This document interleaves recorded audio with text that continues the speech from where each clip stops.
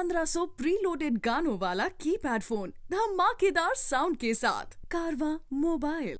नमस्कार, प्रणाम, आदाब, सत श्री अकाल। अभिमन्यु काक एक बार फिर से हाजिर है।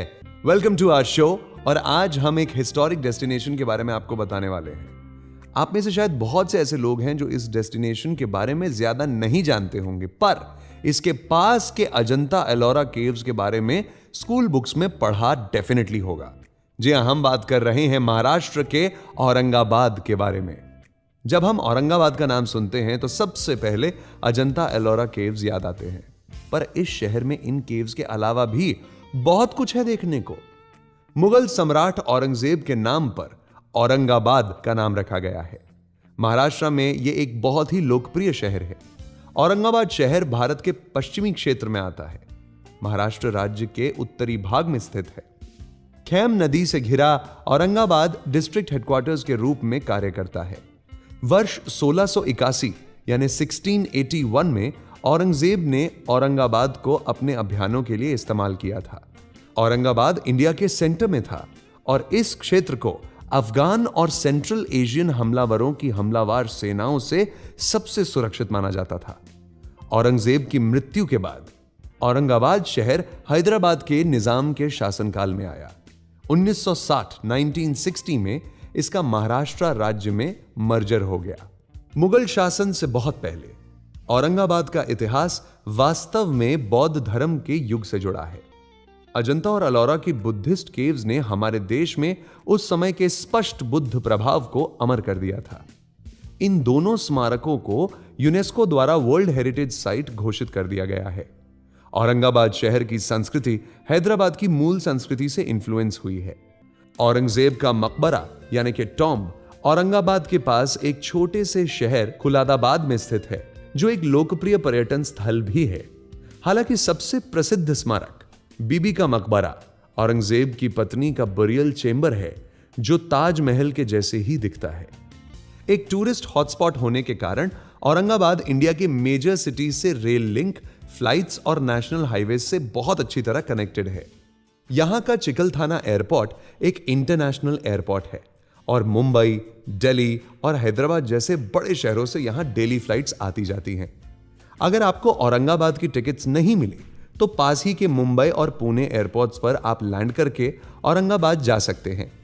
रेल लिंक के थ्रू यह शहर इंडिया के मेजर रेलवे स्टेशन से कनेक्टेड है और दिल्ली, मुंबई, पुणे, हैदराबाद और कोलकाता जैसी मेजर सिटीज से यहां के लिए डायरेक्ट ट्रेन्स भी चलती हैं।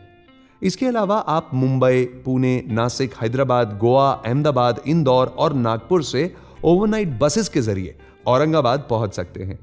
ज्यादातर बसेस MSRTC की होती हैं, पर प्राइवेट बसेस भी AC स्लीपर बसेस इन रूट्स पर चलती हैं। औरंगाबाद के अंदर का सफर आप ऑटोज, इंटरसिटी बसेस और टैक्सीज में तय कर सकते हैं। और अगर आपको बाइक्स, स्कूटर्स रेंट पे लेके आसपास के एरियाज को एक्सप्लोर करना है तो इट्स अ ग्रेट आइडिया। बहुत ही इकोनॉमिकल और बहुत ही कन्वीनियंट ऑप्शन रहेगा। औरंगाबाद पहुंचने के बाद सबसे पहले आपको दूर के टूरिस्ट अट्रैक्शंस को कवर कर लेना चाहिए, जिसके बाद आप ओल्ड सिटी आराम से एक्सप्लोर कर सकते हो। चलिए सबसे पहले दर्शन करते हैं अजंता अलोरा केव्स की। हालांकि इनको अजंता अलोरा केव्स के नाम से जाना जाता है, ये दोनों केव्स एक दूसरे से 100 किलोमीटर की दूरी पर है। अजंता की गुफाएं 30 रॉक कट बुद्धा गुफा स्मारक है, जो 2nd सेंचुरी से लेकर 480 BC तक की पुरानी है।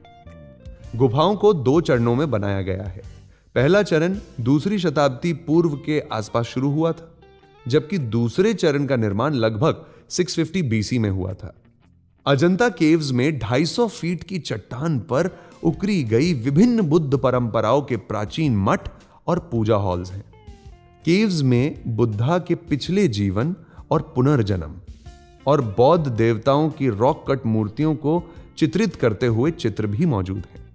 ये केव्स जंगल के अंदर सैकड़ों सालों तक छुपे हुए थे और 1819 में एक British officer captain John Smith जब टाइगर हंटिंग करने इन जंगलों में गए तो उन्होंने इन केव्स को डिस्कवर किया।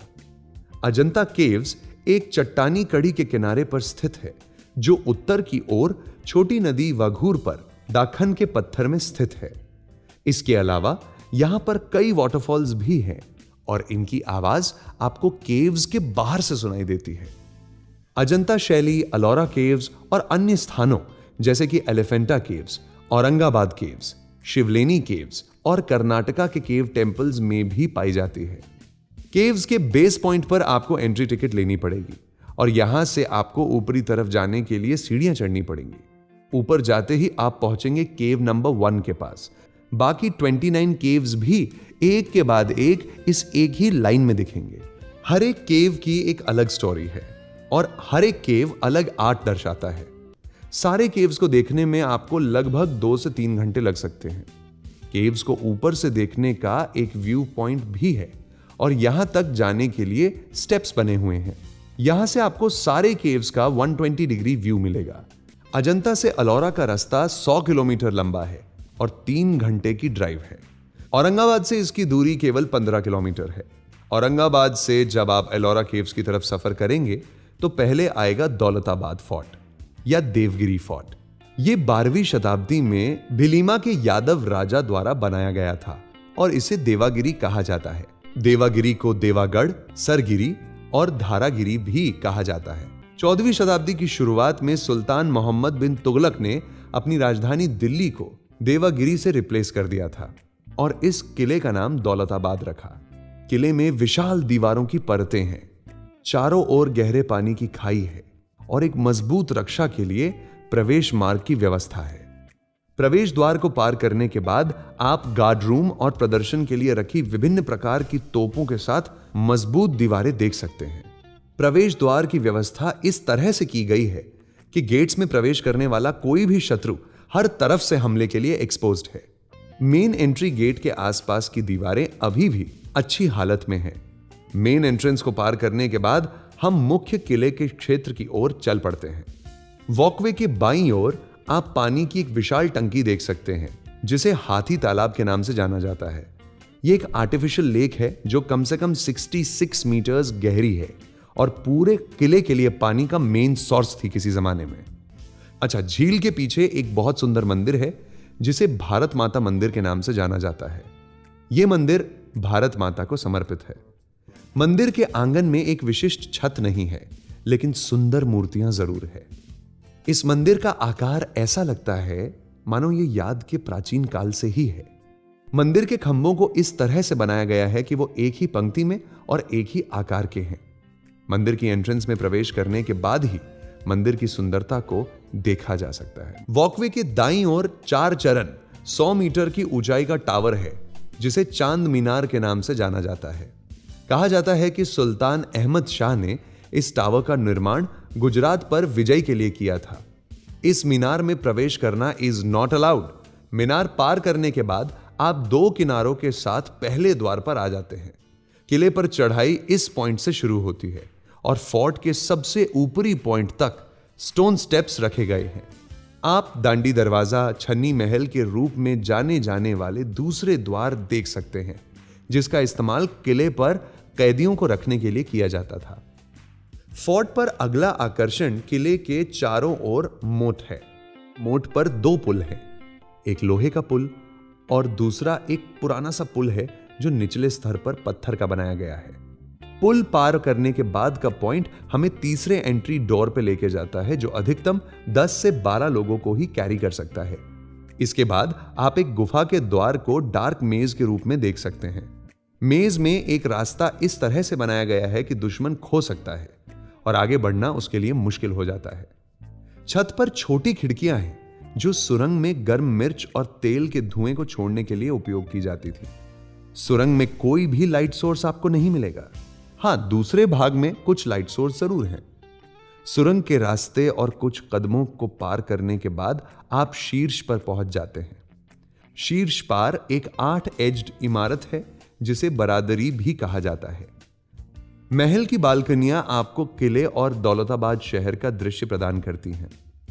महल के दाईं ओर का दरवाजा आपको किले के सबसे ऊपरी पॉइंट पर लेके जाता है। तो ये तो हो गई फोर्ट की बात, लेकिन अब करते हैं अपना रुख एलोरा केव्स की तरफ। एलोरा केव्स औरंगाबाद से लगभग 28 किलोमीटर की दूरी पर स्थित है। एलोरा गुफा का ओरिजिनल नाम वेरुल है। लेकिन अंग्रेजों के लिए क्योंकि it was a difficult pronunciation कि वेरुल कैसे बोलेंगे, so they named it Ellora. Ellora गुफा का मुख्य आकर्षण है कैलाशनाथ मंदिर, और ये मंदिर एलोरा की 34 यानी 34 गुफाओं में से 16वें नंबर की गुफा में स्थित है, यानी 16th नंबर की गुफा में है। इस मंदिर का निर्माण कंप्लीट होने में लगभग 200 साल लगे थे। एलोरा कैलाशनाथ मंदिर के अलावा 33 यानी 33 रॉक कट केव्स हैं। दक्षिण में 12 गुफाएं बुद्धिस्ट हैं। हिंदू धर्म को समर्पित करने में 17 केव्स और उत्तर में 5 गुफाएं जैन धर्म को समर्पित हैं। गुफाएं सुबह 9 बजे से शाम 5:30 बजे तक खुली रहती हैं। अजंता केव्स सोमवार को बंद रहते हैं और अलोरा केव्स मंगलवार को बंद रहते हैं। दोनों केव्स सभी नेशनल हॉलिडे पर भी खुली रहती हैं। बहुत कम लोगों को याद है कि ताजमहल का एक रेप्लिका औरंगाबाद में भी बनाया गया था। औरंगजेब के बेटे अजाम शाह ने अपनी मां की मेमोरी में बनाया था ये रेप्लिका, जिसे कहते हैं दाखनी ताज, और हम जानते हैं बीबी का मकबरा इस नाम से। ये औरंगाबाद का मोस्ट विजिटेड मॉन्यूमेंट है और इसकी सुंदरता ताजमहल के मुकाबले है। मेन एंट्रेंस में एक इंस्क्रिप्शन है जो ये कहता है कि इस मॉन्यूमेंट का डिजाइनर था अताउल्लाह, जो ताजमहल के डिजाइनर का बेटा था। ताजमहल की तरह यहां व्हाइट मार्बल इस्तेमाल किया गया है और इसका डिजाइन 4 बाग फॉर्मेशन में ही है। बीबी का मकबरा देखने के बाद एक चीज जो आपको जरूर देखनी चाहिए वो है हिमायत बाग, जो मुगल गार्डन है। 300 एकड़ के एरिया में बना हुआ ये मुगल गार्डन। अच्छा, अगर आपके पास औरंगाबाद में थोड़ा सा और एक्स्ट्रा टाइम हो तो आप लोनार की एक ट्रिप भी प्लान कर सकते हैं। औरंगाबाद से लगभग 3 घंटे महाराष्ट्र के बुलढाना जिले में लोनार क्रेटर लेक औरंगाबाद के पास घूमने के लिए एक महत्वपूर्ण स्थान में से एक है। जियोलॉजिस्ट्स का यह कहना है कि लाल बाग 40,000 साल पहले एक मीटियोर यहां पे क्रैश हुआ था, जिसके कारण एक क्रेटर बना और फिर वहीं पे एक लेक प्रकट हुई। पहले यह माना जाता था कि एक ज्वालामुखी फटने के कारण यह क्रेटर बना, लेकिन फिर बाद में कुछ स्टडीज ने यह कंफर्म किया कि actually it was a meteor crash, जिसकी वजह से ये क्रेटर बन गया और लेक फॉर्मुलेट हो गई। ओवल शेप का है ये क्रेटर और हर तरफ हरे भरे पेड़ों से घिरा हुआ है। इसकी सुंदरता वाकई में देखने लायक है। अब घूमना फिरना तो हो गया, लेकिन औरंगाबाद पहुंचे और भूख लगी तो क्या करेंगे? आइए बताता हूं आपको कि औरंगाबाद का फूड कल्चर कैसा है। देखो, मुगलई इन्फ्लुएंस रहा है औरंगाबाद पे, तो जाहिर सी बात है कि फूड कल्चर में भी मुगलई इन्फ्लुएंस होगा। और वाकई में औरंगाबाद जो है वो मुगलई क्यूजीन से बहुत हेविली इन्फ्लुएंस्ड है। सबसे पहले यहाँ की फेमस डिश के बारे में बता दूं, जिसे कहते हैं नान खालिया। औरंगजेब के जमाने से ये डिश अपने आप में एक कंप्लीट मील है।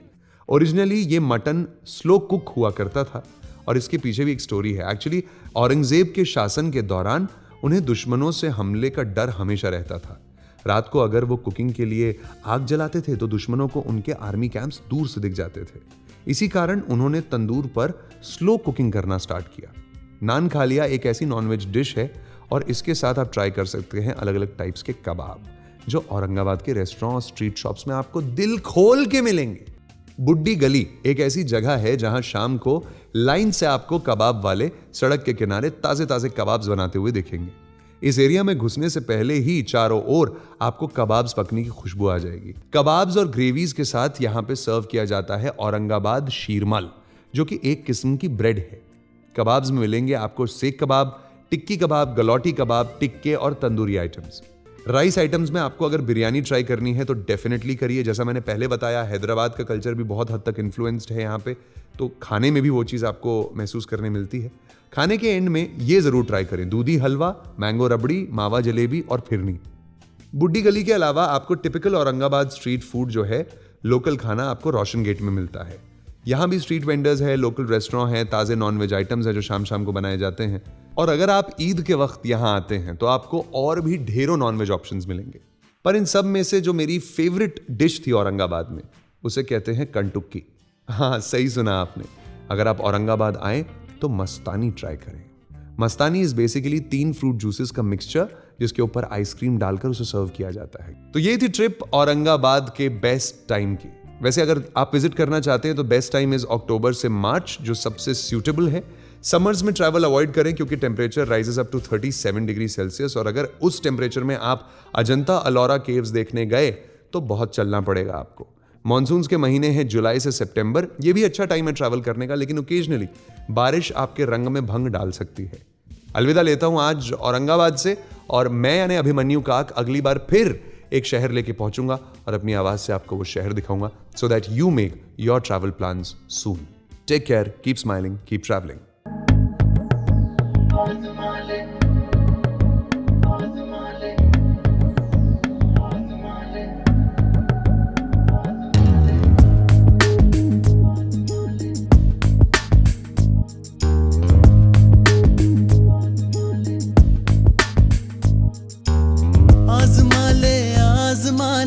आज खुद को आजमा ले, फिरता है कब से ये दिल संभाले। बोलिए लब पे रुके हैं, तेरे सजदे में झुके हैं, पल पल बिखरे हैं कितने उजाले। क्या करूं क्या सोचता है, चैन दिल का ढूंढता है, अपनी किस्मत को जगा ले, बीच का पर्दा उठा ले। आजमा ले आजमा ले, आज खुद को आजमा ले, फिरता है कब से ये दिल संभाले। ओ बोलिए लब पे रुके हैं, तेरे सजदे में झुके हैं, पल पल बिखरे हैं कितने उजाले।